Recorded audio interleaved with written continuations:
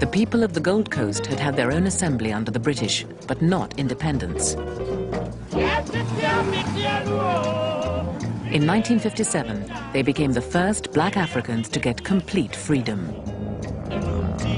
Leaders from East and West came to Accra to see the handover.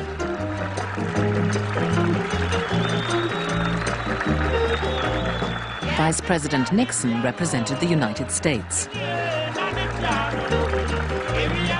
He arrived with a delegation that included civil rights leader Martin Luther King. A new order is coming into being, and an old order is passing away.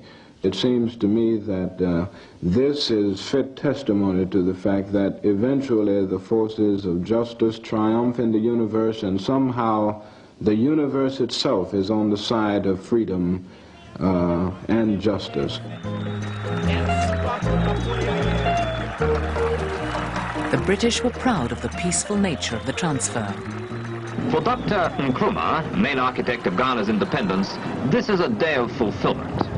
The longing to be free, the need to be free, these are part of the rightful heritage of man, a heritage denied to colonial Africa until now. The Gold Coast was renamed Ghana, with a parliamentary system modelled on Westminster.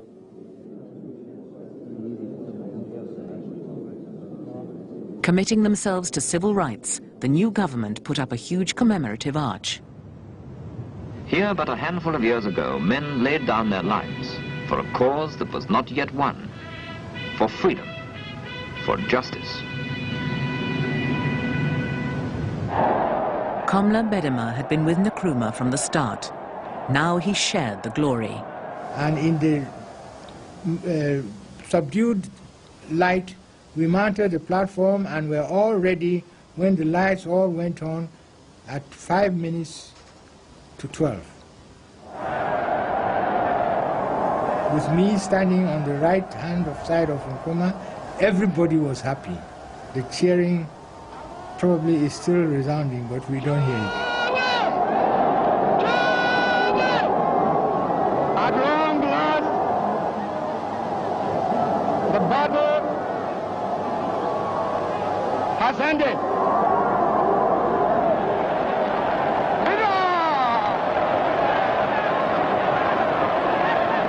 And thus, Ghana, your beloved country, is free forever. From now on, there is a new African in the world. That new African is ready to fight his own battle and show that after all, the black man is capable of managing his own affairs.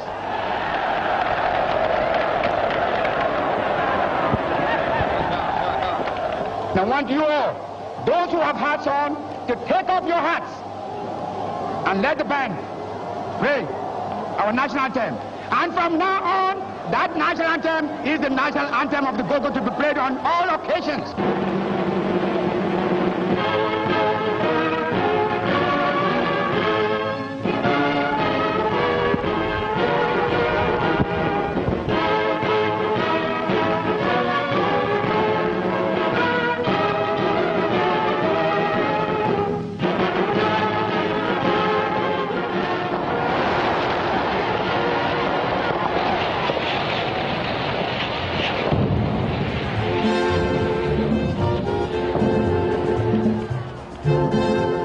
The song of the night was called Freedom High Life, written by E.T. Mensah, the king of African high life music.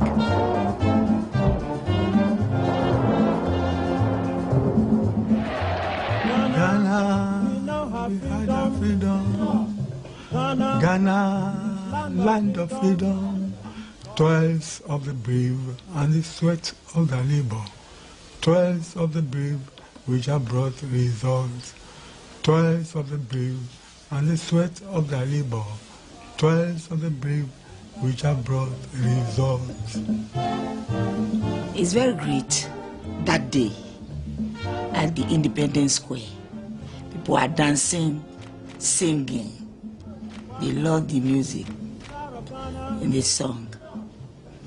The song really symbolizes the saying of Nkrumah, at long last. the battle is ended. Because we have freedom. We have our freedom.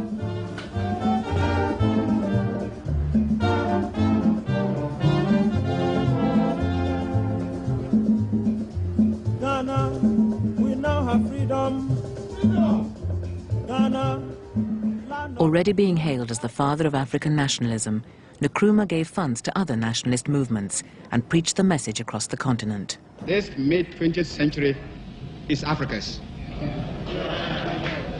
This decade is the decade of African independence. Forward then to independence. To independence now. Tomorrow, the United States of Africa.